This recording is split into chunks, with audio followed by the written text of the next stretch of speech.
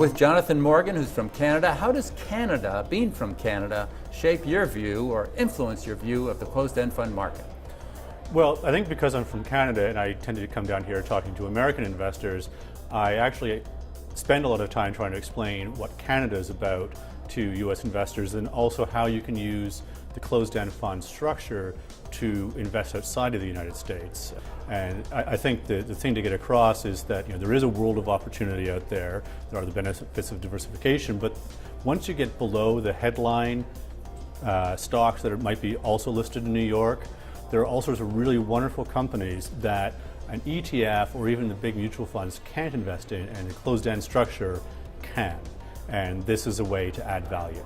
As you view the closed-end fund landscape, what asset classes or sectors do you find most interesting at this time? I'm most interested in equity funds, and in particular in funds in neglected areas or areas that are a little beaten up. I think it's probably a little bit early to be getting into many of the commodity funds, but in-house at Canadian General, we have been adding a few names to very high quality energy companies. And I think there are also a number of asset classes, both in Canada and we manage global funds, where they've been swept up in some negativity that is probably overdone if we just stick to Canada. I'm not going to name anything specific, but I do believe in reversion to the mean.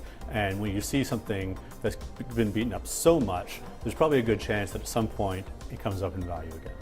What opportunities might be worth a look for an investor who's considering investing in a closed-end fund?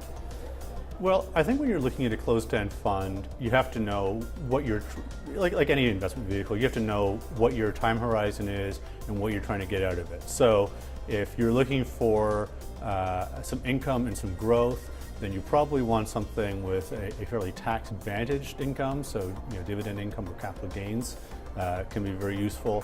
And then often, and you're seeing this right now because of market sentiment, a lot of these funds are trading at quite wide discounts, and that can be an opportunity. Even if the discount doesn't go to zero, it can narrow, and you're still buying high-quality assets at a discount to the price. So it's instead of 20% discount, you're paying 80 cents on the dollar. There's nothing wrong with that.